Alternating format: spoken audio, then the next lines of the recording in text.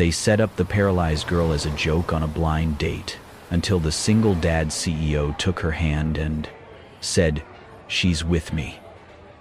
The warm glow of amber light poured over white linen tablecloths. Violin music floated gently through the air, blending with the soft clinking of cutlery and quiet laughter. Couples leaned in toward each other in intimate conversation. The restaurant, a high-end Italian place nestled in the city's uptown district, buzzed with elegance and comfort. Sophie sat alone at a table near the window, her fingers lightly folded in her lap. She wore a delicate floral dress, pale blue with soft pink petals blooming across the fabric. Her blonde hair was tucked gently behind her ears, makeup subtle but carefully done. She sat upright in her electric wheelchair, posture perfect, shoulders slightly tense. Her hazel eyes darted occasionally toward the entrance, then down at the table. This was supposed to be a blind date arranged by her aunt. A birthday surprise, she had said with a wink.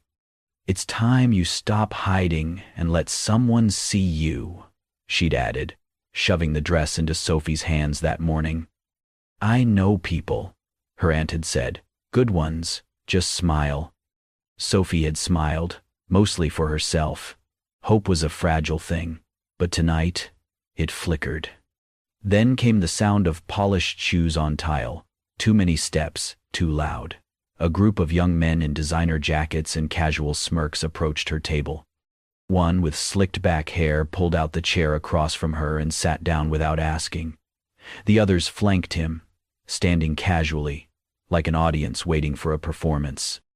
"Are you Sophie?" the one sitting asked, with mock enthusiasm. "Wow, you're even prettier than the pictures." She blinked, unsure, then nodded. "Yes, I'm Sophie." "Oh, good," another chimed in, waving toward the bar. "We were worried you wouldn't show." Before she could respond, a server approached with a small birthday cake, strawberries, and cream, a single candle flickering at the center. "Compliments of your date," the server said, confused but obedient. The young men clapped and cheered exaggeratedly. "Happy birthday, Sophie," one of them shouted, "to the most special girl we've ever met." Then it happened. One of them leaned forward and with 2 fingers scooped a chunk of the whipped cream from the top of the cake and smeared it across her cheek. Another followed, dabbing a spot onto her forehead. Laughter erupted around her. The cake slipped, tipping into her lap, frosting and crumbs scattering across the fabric of her dress. Phones were out, recording, snapping. Someone sang "Happy Birthday" in a high-pitched, mocking tone. The others joined in. One of the boys called out, "A cripple looking for love, now that's comedy gold." Their laughter exploded, high and cruel. Sophie sat frozen. The cream stuck to her skin, the cake now a mess on her knees. Her hands trembled on the arms of her wheelchair. She looked from face to face, searching for someone, anyone, who wasn't laughing. No one came. At nearby tables, diners had turned to look. A few whispered. Some lowered their gazes. No one moved. No one intervened. Her face turned red, a burning mix of humiliation and shock. Tears welled in her eyes, then spilled silently, falling onto the cake that was supposed to be hers. She lowered her head, her hands tightened on the armrests of her chair, knuckles white. Then came a child's voice, clear and piercing in the sudden quiet that followed the cruel song. "Daddy, why is that lady crying while everyone's laughing?" The group paused. Their laughter faltered. At a table not far from Sophie's, a little girl with chestnut curls and wide eyes sat, fork in hand, untouched spaghetti before her. She looked directly at Sophie, concern clouding her innocent face. Her father turned to look. Daniel. He was in his early 30s, dressed in a sharp but simple blazer, open-collared shirt. He had the calm presence of someone who had seen both wealth and loss. His gaze followed his daughter's, and when his eyes landed on Sophie, on her tear-streaked face, her frosting-stained dress, her trembling form, his expression shifted. He stood without a word. The room held its breath. The young men stiffened as he approached, suddenly unsure. Daniel walked past them without so much as a glance, straight to Sophie's side. Without asking, he pulled out the chair beside her, sat down, and gently reached for her hand. She looked up, startled. His voice was steady, low, and unshakable. "She's with me." Dead silence. The young men blinked, confused. Then, slowly, realization and fear settled in as they noticed the way people looked at Daniel. Recognition, respect, power. One of them muttered something under his breath. The others backed away, embarrassed and uneasy. Within seconds, they dispersed. Daniel didn't look at them. He kept holding Sophie's hand. His thumb brushed gently across her knuckles, just enough to let her know she was no longer alone. And for the first time that night, Sophie looked around and saw stillness. No laughter, no whispers, only silence, and a hand holding hers. Daniel had not planned to stand up that night. He had told himself this dinner was for Mia, for the memory of someone they both loved but rarely spoke of.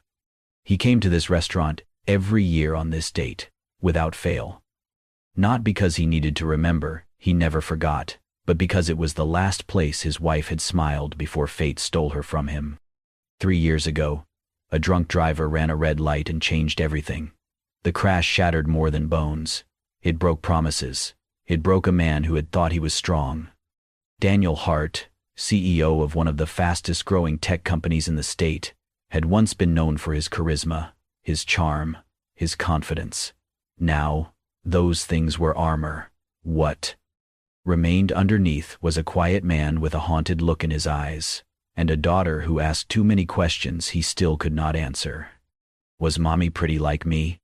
Did she laugh like that? Why don't you talk about her? He never knew what to say. How do you explain to a child that some grief never lessens, it only hides? Mia was the only reason he had not collapsed entirely. She had pulled him out of bed when the world made no sense. She had handed him crayon drawings and warm hugs like lifelines.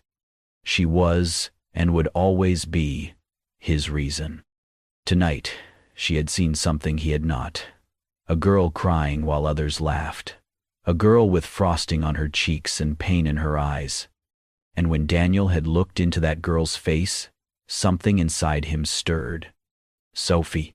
He did not know her name then, but her expression, wounded, burning with shame, yet somehow still dignified, was painfully familiar. That mixture of raw humiliation and pride clinging desperately to composure. It was the same expression his wife had the day the doctors told her she would not survive the internal bleeding. He saw the same fire in Sophie's eyes. But where Daniel had once been surrounded by support, Sophie looked abandoned, alone. He had recognized the silence around her, not just in the room, but in her life. The kind of silence that comes from being left behind too many times. What he could not have known yet was that Sophie's story was too close to his own. Just over a year ago, Sophie had been a final-year design student, bright, ambitious, full of sketches and dreams. She had landed an internship at a prestigious interior firm and was on her way to her first client meeting when a drunk driver veered off the road and into her path. The collision left her paralyzed from the waist down. Her parents, already strained and emotionally distant, could not handle the burden. Her father left. Her mother grew cold. Within 6 months, Sophie was living with her maternal aunt in a cramped 2-bedroom house. Her aunt did not hide her disdain. "You should be grateful anyone looks at you at all," she would say. Sophie had grown quieter, withdrawn. But she still drew in her sketchbook every night. She still imagined colors and spaces and warmth. And somewhere deep beneath the pain, she still hoped someone would see her, not the chair, not the scars, but her. That night, at the restaurant, as Daniel looked into her eyes and gently took her hand, he saw more than sadness. He saw strength. He saw someone who had been hurt and still showed up, still tried. That quiet, trembling pride. It was the same flame he had once fallen in love with. He did not know her name, but he would not forget her eyes. Sophie did not know what to expect next. Her breath still trembled, the remnants of laughter and frosting lingering in the air like smoke after a fire. She sat frozen, afraid to look up, unsure whether to flee or disappear entirely. Then came the softness of linen. Daniel leaned in gently, pulled a handkerchief from the inside pocket of his blazer, and, without saying a word, dabbed at the smear of frosting still clinging to her cheek. He moved slowly, his touch cautious, like one might approach a wild bird, careful not to startle or overstep. Sophie flinched slightly, her eyes wide. "I can do it," she said quickly, voice tight but not cold. He nodded, silently handing her the cloth. She took it with both hands. It was monogrammed, clean, soft. She pressed it to her face, wiping away the stickiness with deliberate care. Then, she moved to her hands, and finally began brushing the bits of crushed cake from her lap. Her fingers worked quickly, trying to erase the humiliation, as if the right number of wipes could make the last 15 minutes vanish. Daniel remained standing for a moment, then pulled out the chair opposite her and Saturday. She glanced up at him, confused. "You don't have to stay," she murmured. "I know," he said simply. There was a silence, not awkward, but weighted. He poured her a glass of water from the bottle at the center of the table, then refilled his own. "I'm Daniel," he said after a beat, "and that little girl over there," he nodded toward the booth a few tables away, "is Mia. She insisted on spaghetti tonight. She always wins." Sophie managed a small smile. "I'm Sophie." "Nice to meet you, Sophie." She looked down at her lap. The ruined dress, now stained with frosting, clung damply to her knees. She smoothed it absently. "You like Italian?" he asked. "I do," she said, surprised by how steady her voice sounded. "My mom used to make lasagna every Friday night." Daniel smiled. "Then, I take it you're not one of those people who skip the breadbasket." Sophie chuckled. "Just a little." He called the waiter over and ordered 2 plates of penne arrabbiata and a side of garlic bread. "Something simple," he said. "No more surprises." Sophie nodded, feeling the first flicker of warmth return to her chest. The waiter paused before walking away and asked, "Anything else for the lady, sir?" Daniel turned to Sophie, then smiled kindly at the server. "Yes, a small birthday cake, please. Nothing fancy, just something sweet. Today's her birthday." Sophie's eyes widened slightly, her lips parting. The server blinked, clearly surprised. "Right away, sir." Sophie stared at Daniel. "You didn't have to do that." He tilted his head. "No one has to be kind, but sometimes it's all that's needed." Around them, the atmosphere had shifted. A few nearby tables had taken notice. The couple next to them had paused mid-sentence. The waiter who had delivered the original cake glanced over from the bar, brows raised. Daniel leaned forward, resting his arms casually on the table. "You know," he said gently, "it only takes one person to see you the right way, and suddenly the whole world goes quiet." Sophie's breath caught. It was not just what he said, but how he said it, as if he meant it for her, and only her, as if he had seen through the frosting, through the chair, through the silence, and still chosen to stay. A moment later, tiny footsteps pattered across the tiled floor. Mia appeared at Sophie's side, clutching a napkin in her small hand. She looked up at her father for permission, then turned to Sophie with a shy smile. "You're so pretty," she whispered. "Like Mommy." Sophie's heart cracked. The napkin in her lap was damp now, but not from the water glass. Her hand trembled as she reached for Mia's, her voice just above a whisper. "Thank you." Tears welled again, but this time they were different. They were not born of shame. They were the first tears Sophie had cried in years that came from a place of being seen. The city streets were quieter now. Most of the dinner rush had passed, and the soft amber glow of the street lamps bathed the sidewalk in a sleepy kind of warmth. Sophie wheeled herself slowly away from the restaurant, careful not to make eye contact with anyone passing by. Daniel had offered to call a car. She had declined. "I'll take the bus," she had said politely, her voice too steady to argue with. Now she sat alone at the corner of the block, her back straight, hands folded in her lap. The scent of frosting still lingered faintly on her skin, and the cool night air made the remnants of dried cream on her dress feel stiff and tacky. She held something in her lap, a neatly folded handkerchief. His handkerchief. It was warm from her hands, her fingers curling around it like it was the only thing tethering her to the moment they had just shared. Behind her, soft footsteps approached, then stopped a few paces away. Daniel did not speak. He stood quietly, giving her space, letting her breathe. After a long moment, she finally said, her voice quiet, almost to herself, "Tonight was really nice. Maybe the nicest birthday I've ever had." She didn't turn around. "I think it's the first time in years someone treated me like I was just normal," she added, a wry chuckle in her voice. "Like a woman, not a pity case."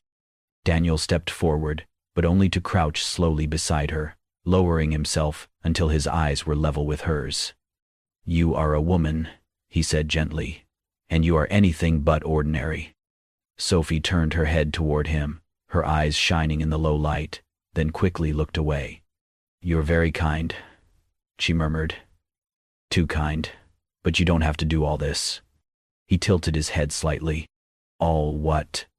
"This," she gestured vaguely. "Being nice, staying, making speeches, giving me cake." Her voice trembled slightly now, even as she tried to smile. "I've had people come close before, try to play hero. But when things got too real, when I couldn't be the version of me they wanted, they left." Daniel didn't respond right away. Sophie's eyes dropped to the handkerchief in her lap, her thumbs pressed into the fabric. "I believed someone once," she said softly. "I thought maybe I was still lovable. But then he told me he couldn't see a future with a girl in a chair." She took a breath that hitched halfway through. "So I stopped letting people in. It's easier that way." The silence that followed was neither awkward nor empty. It was full, honest. Then, without a word, Daniel reached into the inside pocket of his blazer and pulled out a business card. He didn't hand it to her right away. Instead, he placed it gently on her palm and closed her fingers over it. "I'm not here to rescue you, Sophie," he said quietly. "I've already failed to save someone I loved." Her eyes lifted slowly to meet his. "My wife died in a car accident 3 years ago. Drunk driver. I held her hand and begged her to stay, and still, I lost her. I know what it feels like to be completely helpless." He exhaled through his nose, eyes steady. "I'm not here to be a hero. I'm just a father trying to raise a little girl who still believes people are good. And last night, she told me that she saw me smile for the first time in months." Sophie blinked, her eyes now shimmering. "She was talking about you," he added. A pause. And then, slowly, Sophie gave the faintest nod, her fingers curled around the card in her hand. The bus rounded the corner a moment later, headlights glowing in the dark. Sophie turned her chair slightly, preparing to board. She didn't say goodbye. She didn't have to. Daniel remained where he was, standing now, watching her go, not with disappointment, but with quiet faith. A soft smile touched his lips. He was willing to wait. The bookstore was quiet that afternoon, its usual hum of soft jazz and shuffling pages broken only by the occasional ding of the entrance bell. The place smelled of old paper, polished wood, and fresh coffee from the cafe counter tucked in the back. Sophie sat behind the register, a novel in her lap she had barely touched for the last 10 minutes. Her thoughts kept drifting, to that night, to that man, and to the silence that had followed. She had not called. She still wasn't sure why. The memory of his hand, warm and steady around hers, came back with stubborn regularity. So did the sound of his daughter's voice, soft, sincere. "You're so pretty. Like Mommy." The door chimed. Sophie looked up automatically, then froze. There, in a yellow sundress and pink sneakers, stood the little girl from the restaurant, Mia. She looked around for a second, then spotted Sophie and walked straight to the counter, her tiny fists clenched around something. Sophie blinked, stunned. "Mia?" The girl nodded, climbing onto the stool beside the register, like it was the most natural thing in the world. "Daddy's at the coffee shop next door," she said matter-of-factly. "I told him I wanted to find a book." Sophie opened her mouth, then closed it again. Mia extended her hands. Resting in her small palms was a silver wristwatch, simple, old-fashioned, its face scratched, the leather strap slightly worn. "I want you to have this," she said. Sophie hesitated. "Mia, I can't." "It was Mommy's," Mia interrupted. "Daddy gave it to her when they first met. She wore it every day." Sophie's breath caught. "The day, Mommy?" Mia's voice trailed off, but she recovered quickly. "The day she left, the watch stopped ticking. Daddy never fixed it." Her eyes searched Sophie's. "But he kept it, always, even though it made him sad." Sophie reached out slowly, her fingers brushing the worn leather band. Mia gently pressed it into her hand. "Now it's yours," she said, "because Daddy smiled again yesterday." The weight of the watch in Sophie's palm felt heavier than gold. She stared at it, unmoving, until her vision blurred. "I used to have one just like this," she whispered. "It was my favorite. I wore it the day I got hurt." Her voice broke. She did not finish the sentence. The watch's face gleamed faintly in the sunlight streaming through the window. Sophie turned it over, ran her thumb across the back. The initials were faint but still visible, E.H., engraved with care. Her chest tightened. Later that night, after closing, she went home and pulled out the folder she had buried deep in a drawer, the one with her hospital records, insurance denials, and unpaid invoices. She hadn't looked at it in months. She flipped through page after page until she found it. A stamped receipt from the rehabilitation center where she had been transferred 6 weeks after the accident. The words, "Anonymous donor payment received," were typed in the margin. Below it, barely legible, a thank you letter her mother had written on her behalf. Sophie's hands trembled as she unfolded the page. At the bottom, a signature. Bold, confident, slightly slanted to the right. Daniel Hart. The same handwriting. The same name printed on the business card still tucked inside her wallet. She stared at it for a long moment, her throat tight, heart pounding, her fingers closed slowly around the letter. He had helped her. Before he knew her. Before he held her hand. Before she ever saw the softness in his eyes or the strength in his silence. And he never once told her. A tear slipped down her cheek, followed by another. Not from sadness, but from the overwhelming ache of being seen. Long before she even knew she deserved it. The bell above the bookstore door clanged louder than usual, sharp and impatient. Sophie looked up from behind the counter, startled. Her heart dropped when she saw who it was. Aunt Clara stormed in, her perfume thick, her heels clacking angrily against the floorboards. Her expression was tight, her eyes scanning the quiet shop until they landed on Sophie like daggers. "There you are," she spat, her voice carrying across the small space. "Playing shopkeeper again, are you?" Several customers turned their heads. Sophie's pulse quickened. "Aunt Clara, please, not here." But the older woman had no intention of keeping her voice down. "I should have known you'd be hiding here, pretending to be busy," she snapped. "Tell me, how's that rich boyfriend of yours? What's his name again? The CEO? The one who took pity on you?" Sophie's face flushed. "Please, stop." Clara smirked, loud enough for everyone to hear. Oh, don't act innocent. I heard about him. You can't even hold on to a man who looks at you out of charity. Did he finally realize you're nothing but dead weight? A murmur rippled through the customers. A barista behind the counter froze mid-pour. Sophie tried to keep her composure. You're making a scene. Please, leave. Clara crossed her arms. A scene? You think I care? I've wasted years on you. I'm the one paying for your fancy electric chair. You'd still be crawling if it weren't for me. You owe me, Sophie. You owe me for everything. Sophie's lips trembled. That's not fair. Clara stepped closer, lowering her face until their eyes met. Fair? She hissed. Fair is me letting you live in my house instead of sending you to a care home. You should thank me every single day. Sophie's breath hitched. She wanted to speak, to defend herself, but the words stuck. She felt every eye in the room pressing down on her, pitying, uncomfortable, silent. Her fingers tightened on the counter. Aunt Clara, please, go home. Don't tell me what to do, Clara barked. You've never done a thing for yourself. You can't even... A calm, steady voice interrupted her. She can. The bookstore fell silent. Daniel stepped out from behind the tall shelves near the back, his frame cutting sharply against the rows of books. He had been there for several minutes, quietly observing, jaw tight, fists barely unclenched. Now, his eyes were fixed on Clara, with quiet, lethal calm. Excuse me? Clara demanded, spinning toward him. And who are you? I'm someone who's heard enough, Daniel replied.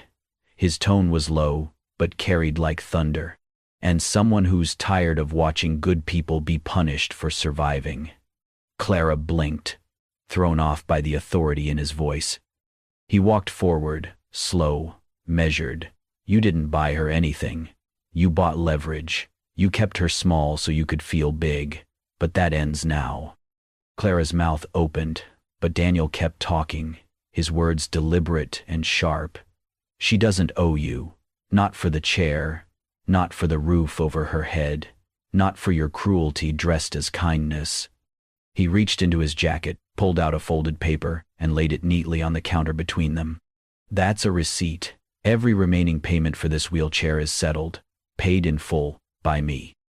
Gasps filled the shop. Clara's face drained of color. Daniel turned to Sophie then, and his voice softened, not with pity, but with deep certainty. You deserve to stand tall, he said. Not because your legs will one day let you, but because you don't have to bow to anyone again. Sophie's eyes filled instantly. Her throat closed. She couldn't speak, only nod faintly, the tears spilling anyway. Clara took a step back, her mouth twitching as if to argue, but the weight of the moment pressed her silent. She turned, muttering under her breath, and pushed out the door, the bell jingling harshly in her wake. And then, a tiny voice broke the hush. Mommy. Everyone turned. Mia stood near the children's book aisle, clutching a drawing in one hand. She ran to Sophie and wrapped her small arms around her waist. Mommy, she repeated softly, tilting her face upward. Can we go home now? Sophie froze, then cradled the child close, her heart swelling painfully. Daniel exhaled, blinking back the sting behind his eyes. He placed a steady hand on Sophie's shoulder, his voice barely above a whisper. You're not alone anymore, he said.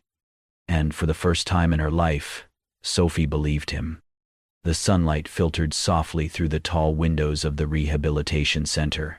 White walls, quiet halls, and the faint echo of wheels and footsteps created a calm, clinical, but to Sophie, it felt like walking into a place built on broken dreams and impossible hopes. Daniel had gently guided her in on the first day, his hand steady on the back of her wheelchair. You don't have to do this, she had whispered. You don't have to be afraid of trying, he'd replied. She had said nothing, but the doubt in her eyes had been louder than words. The first few sessions were agonizing. Her legs refused to listen. Her body, once so familiar, had become something distant, foreign. She fell into silence often. But every day, like clockwork, Mia would arrive, little footsteps skipping into the room, hands full of drawings. The pictures were always the same, stick figures holding hands, one tall, one small. The smaller one always said, "I'll wait for you to walk with me." Sophie kept them all, taped them on the wall by her bed. Each note from Mia felt like a hand reaching into her fear and pulling her forward. One morning, the air was unusually still. Sophie was halfway through a balancing exercise with the physical therapist when she heard a thud behind her. Mia had tripped on the edge of the mat. She landed with a small cry, her drawing slipping from her fingers. "Mia!" Sophie shouted instinctively. The room spun. She didn't think. She reacted. Her hands gripped the support bars, her arms strained, muscles, long dormant, lit up with fire. And then she stood. Her knees wobbled. Every nerve screamed. But she stood. And slowly, trembling, dragging, but determined, she took one step. Then another. Toward Mia. Gasps echoed around her. A nurse clapped her hands over her mouth. The therapist froze mid-step. Mia's eyes widened, glistening with tears. Not from pain, but awe. "Mommy." Sophie collapsed to her knees beside the little girl, pulling her into her arms. "I'm okay," Mia said quickly. "I didn't cry." But Sophie did, silently, against Mia's hair. Daniel knelt nearby, speechless. His voice, when it came, cracked like something soft and reverent. "You did it. I knew you could. You just needed someone who believed in you first." Sophie looked up at him, and for the first time, her tears weren't from grief, fear, or loss. They were from belief. In herself. In love. In tomorrow. The ballroom shimmered under a canopy of soft golden lights. Tables dressed in ivory linen surrounded the polished stage, where a large banner read, "Together we rise, a gala for road victims and recovery." Daniel stood near the back of the room, greeting guests with quiet confidence, his black tux tailored to precision. But every few seconds, his eyes flicked toward the entrance, waiting. And then, she came. Gasps fluttered through the room as Sophie stepped in, slow but steady, one hand clasped in Mia's. Her white dress flowed around her like light itself. Her hair, loosely curled, shimmered under the chandelier. The crowd murmured, recognizing her. "That's the girl from the accident last year. She couldn't walk. And now, look at her." Mia beamed, her tiny steps in sync with Sophie's. The little girl tugged gently, leading her across the ballroom. Daniel's face softened the moment he saw them. His smile was no longer just one of love, but of pride, of awe. When the MC took the stage and called Sophie's name, she hesitated, but Mia didn't. The child ran forward, grabbed the microphone, and dragged it down to her height. Her voice echoed bright and bold. "This is my new mommy." The room fell silent for a heartbeat, then erupted in applause. Sophie brought her hands to her face, overwhelmed. She hadn't expected this. Not the lights, not the attention, and certainly not what came next. Daniel walked onto the stage, calm and sure, stopping in front of her. In his hands was a small velvet box. "Sophie," he began, his voice carrying over the hushed crowd, "there was a time when I thought my